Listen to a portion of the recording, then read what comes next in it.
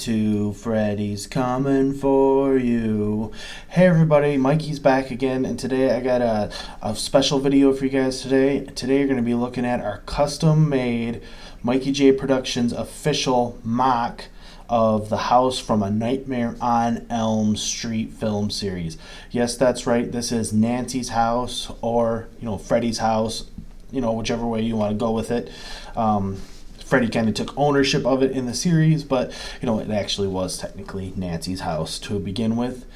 And again, this is our custom made and designed set.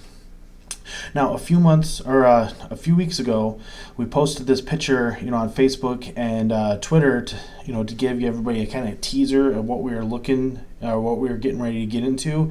And here's the picture for you guys. And this is, of course, what we actually built. The house on Elm Street. And we're very proud of this design. Here's a 360 kind of tour of it. And I have to give my wife the lion's share of the credit for this build, because this is her baby. This was her creation, and it was her design, of course. I put in my 2 cents here and there, when I thought it was needed to help bring the feel of the actual house from the movie into it. But having said that, my contributions were very minimum. Here is the rear of the house. We don't ever actually see the rear of the house in the film, but this is what we kind of envisioned, it might look like.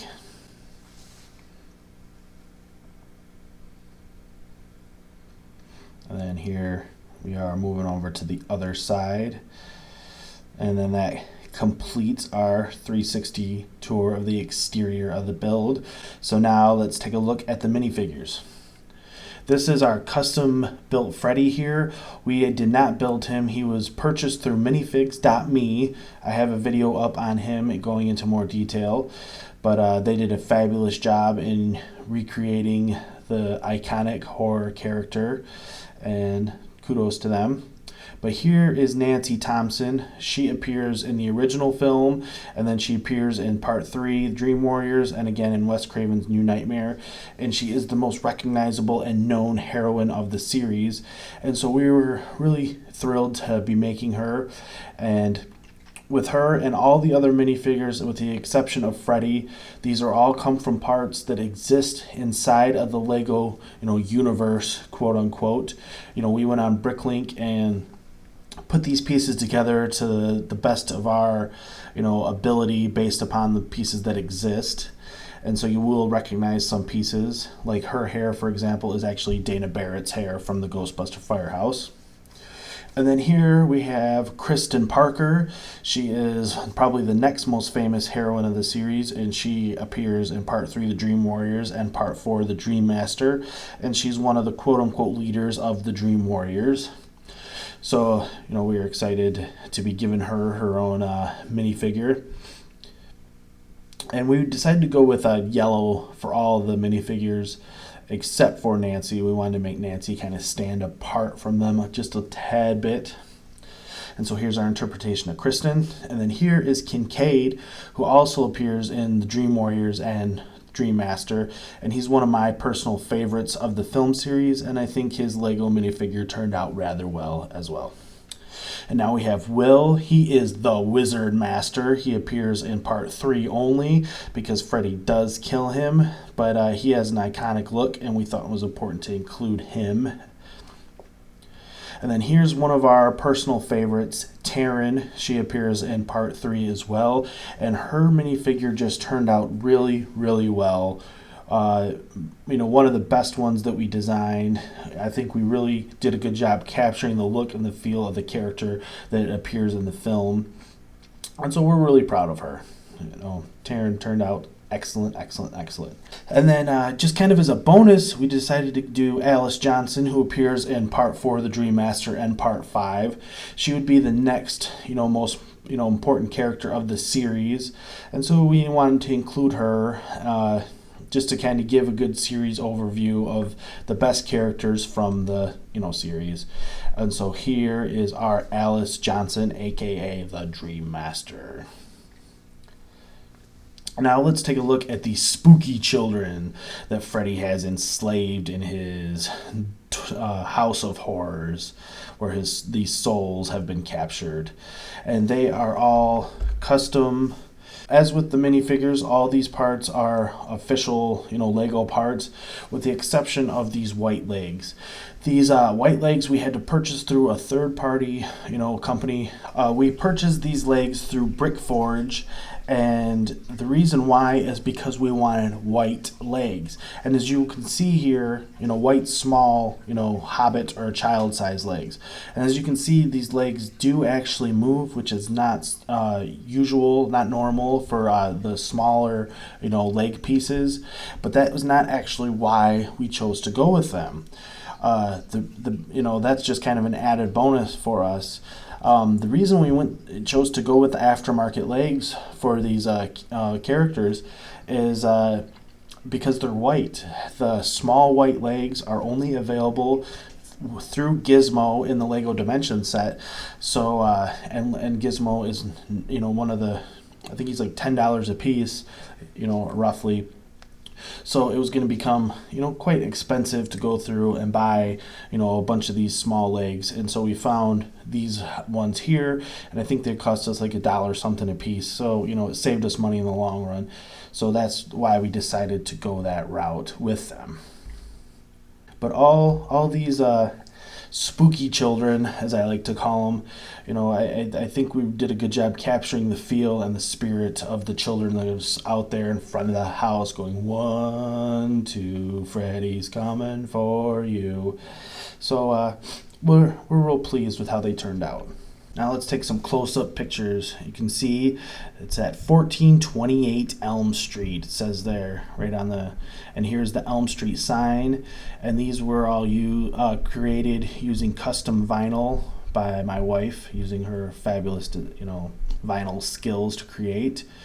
And here's some close-ups of the trees and the front yard, which help give it a very spooky and abandoned type feel, which is on par with what you find in the actual film series if you watch them. Really proud of how the front door and the numbers and everything turned out. I think we captured the feel rather well. Now I'm going to take this off and we're going to do an inside tour. But let me start with this. This, roof section of this house was actually the hardest thing for my wife to design. It took, she had to use some math skills and really pay attention to detail to create this section. You wouldn't think that creating the roof would actually be the most difficult or challenging part, but for this instance, it actually was.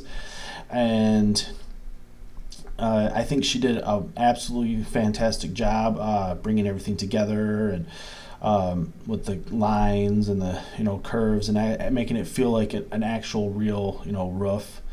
And she said it was very difficult to assemble. That when you put a new brick on top of it, the ones below it would collapse and created quite an aggravating type experience for her. But I think the end result turned out fabulous. And of course, we wanted to go with a modular type design for this house. We felt that was important to actually give the inside of the house an interior. Now, it's not actually movie accurate. We had to do the best we could with the space that was available to us, but we tried to give it a nice feel. There's a pig head from the Dream Warriors. There's a dead rotting carcass of a pig, and there's a stove in the corner that's the boiler where Freddy burns the bones of the children that he's killed. And of course, what would an Elm Street house be without a bed? And we went with red and green to give it like the Freddy type feel.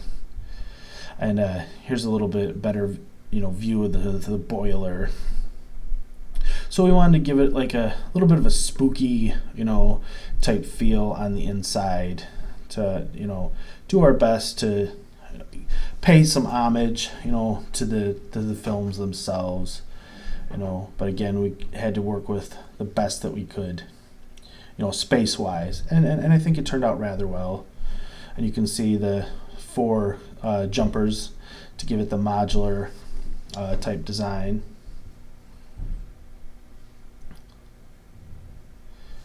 And there it is. And you see put the roof section on like so. Very much what you would expect from like a modular type design. And there she is, the house at 1428 Elm Street. On a personal note, I've always been a big horror fan, and so it was pretty exciting to bring this set to life. Freddy's pretty excited about it himself. And as we sit here today, and we have scoured the internet, looked far and wide, and to our knowledge, this is the only house built of Lego representing the house that appears in this film series. So we're pretty proud of that. Again, we looked and looked and looked, and we could not find somebody else that has actually done this house out of Lego. People have done Camp Crystal Lake. People have done the cabin from the Evil Dead films, but not this house that we have found. So we're pretty proud of that, to be the, pretty much the only people that you'll find that have, the house from Nightmare on Elm Street in their Lego city. Which again is something we're pretty excited about. For our Lego city, we're going to create a whole, like horror type section, to really, give, my viewers and subscribers something different than your run-of-the-mill Lego, city, try to set ourselves apart. And so, being horror fans that we are, we're gonna make a horror type area, and that's, we're pretty excited about that. We have, more builds, more MOCs in the works, and we'll be showing you guys more of those when the time comes. But we have this one, and then of course the official, haunted house set as of right now. Those are the 2, but again, there are more in the works, and we are really excited about that, and I think you guys should be too. It's a little bit, different, and outside of the norm that you'll tend to find. So we're pretty excited about that. And this is our first, great attempt at a MOC, and I hope you guys enjoy it. If you are Lego fans or horror fans, that is my video for you guys today on our custom built house from the Nightmare on Elm Street film series. Thanks everybody for watching, and continue to comment and subscribe. I really appreciate it. Thanks everybody for watching, and I will talk to you guys soon. Take care, everybody.